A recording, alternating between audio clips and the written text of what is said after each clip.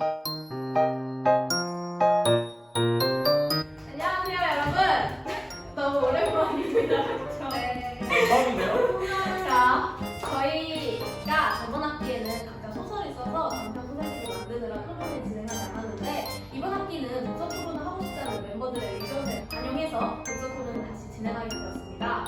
일단 시작하기 앞서 이번 학기에 3명의 새로운 친구들이 추가되었는데요.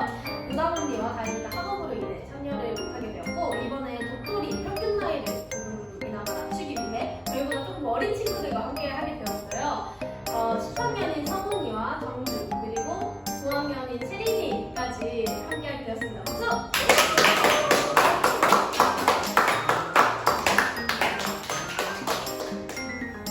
멤버 소개는 저번 영상을 확인해 주시기 바라고요. 자, 그러면 토론을 시작하기 전에 저희가 항상 하는 거 있죠?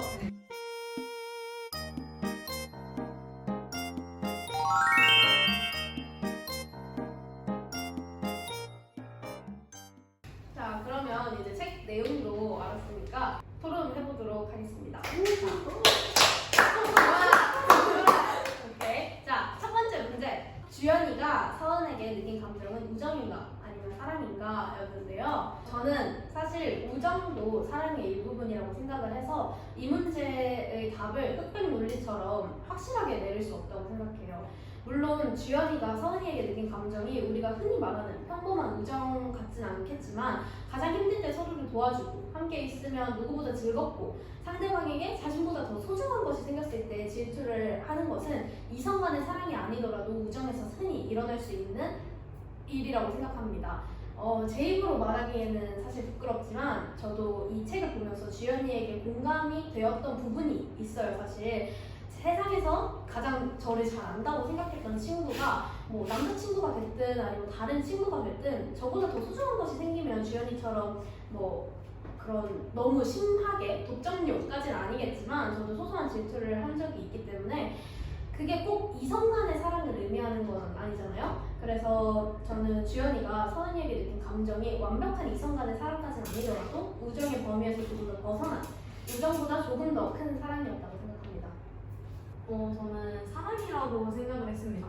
일단 주연이 소은에게 대한 감정은 약간 사람 중에서 매니악한 침착 파트너에 대한 강박적인 사람, 그러니까 그래서 매니아 러브에 대해 찾아봤는데 이런 사람들은 주로 자존심이 낮거나 약한 사람들을 찾아서 사랑을 하는데 이런 사람이 딱 약간 서은이한테 서은인 것 같고 약간 주연이는 이런 사람을 찾아서 약간 자기의 감정을 약간 분출하고 그런 게 좋았던 것 같습니다.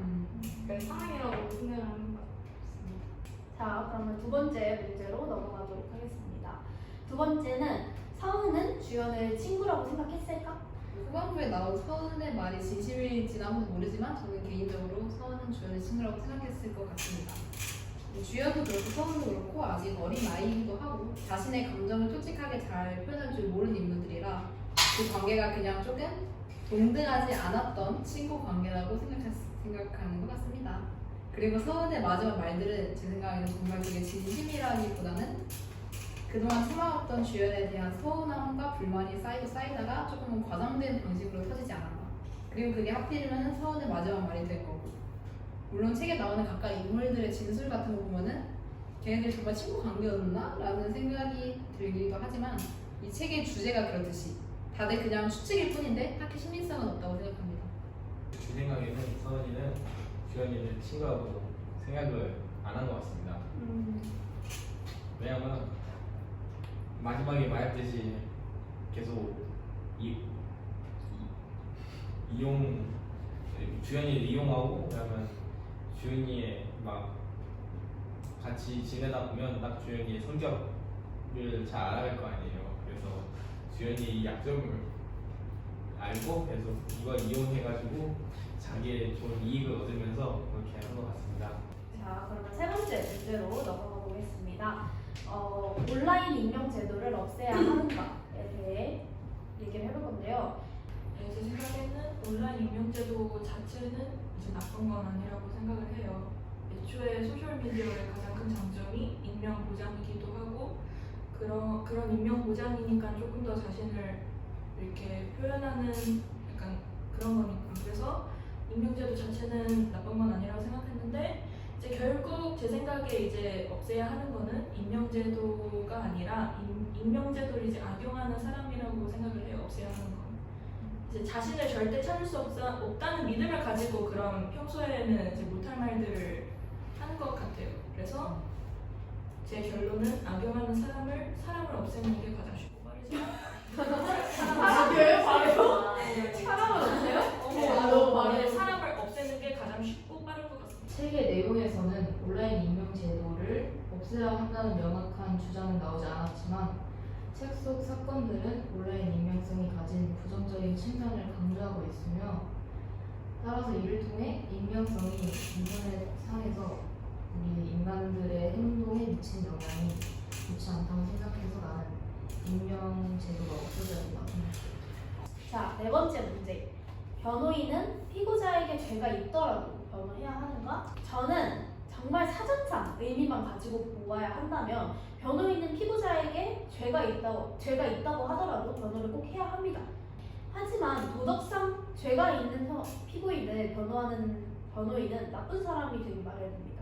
그렇기 때문에 저는 변호인은 피고자에게 죄가 있더라도 변호를 해야 하지만 무죄를 선고받기 위한 변호가 아닌 억울한 부분을 바로잡고 죄가 있는 피고자가 받아 마땅한 형량을 받도록 하는 것이 변호인의 일이자 업무이라고 생각합니다.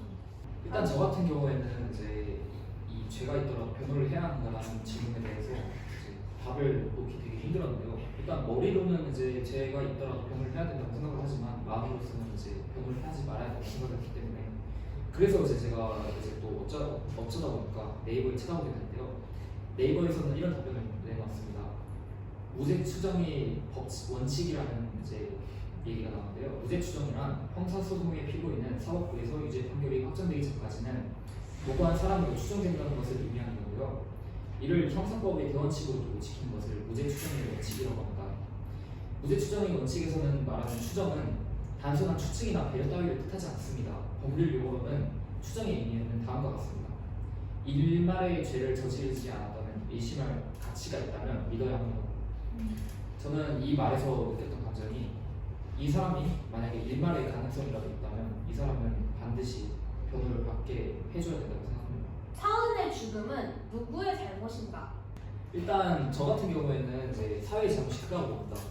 사회는 사람이 집합으로 이제 형성이 되는데 각기 다른 사람들에 대해서 하나의 제한된 틀에 통제되기란 이제 되게 어렵습니다. 서원과 주연의 잘못이라고 생각할 수도 있고 마지막 목격자이자 이제 살인자가 된 그 사람의 탓이라 할 수도 있겠지만 결과적으로는 서원이 불합리를 겪으면서도 끝까지 자기 이익을 챙기려 했고 주연이의 빈부격차로만 사람을 평가하여 차별을 한 것 목격자의 기도에서 마지막 말도 모두 하나 우리 사회의 단점에서 비롯됐다 볼 수 있습니다. 이제 주연이의 입장에서는 마지막에 나온 친구 잘못이고 그 친구의 입장에서는 창가에 벽돌을 놓은 주연이 잘못이겠죠. 물론 당연히 마지막에 나온 그 친구 잘못이 맞지만 생각해보면 만약에 제가 그 친구 입장이었다면 진짜 너무 억울했을 것 같습니다.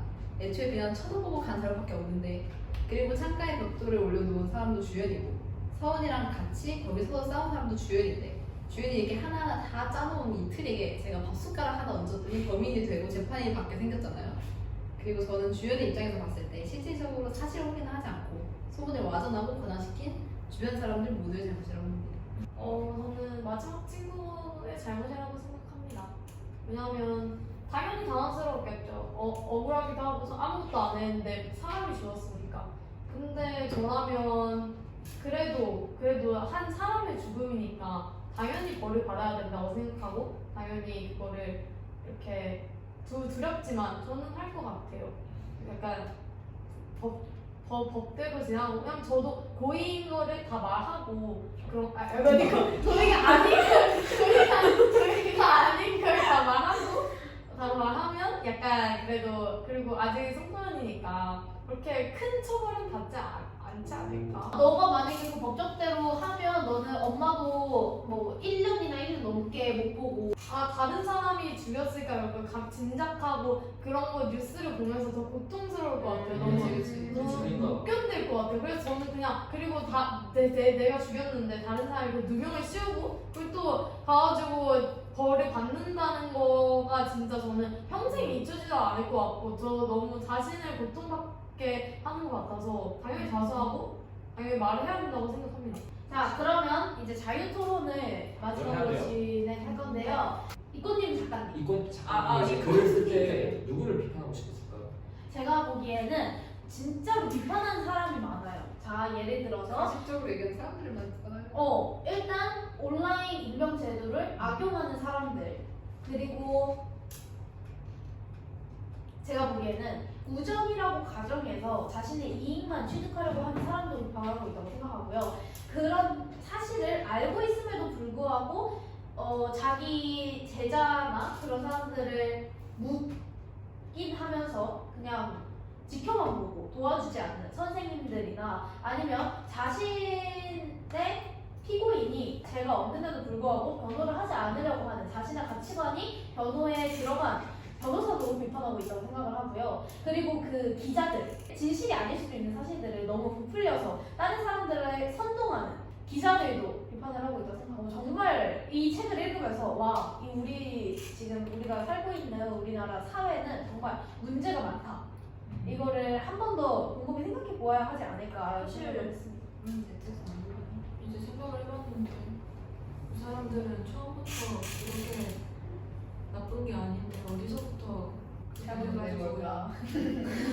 어디서부터 그렇게 돼가지고 이렇게 돼가지고 이런 사건을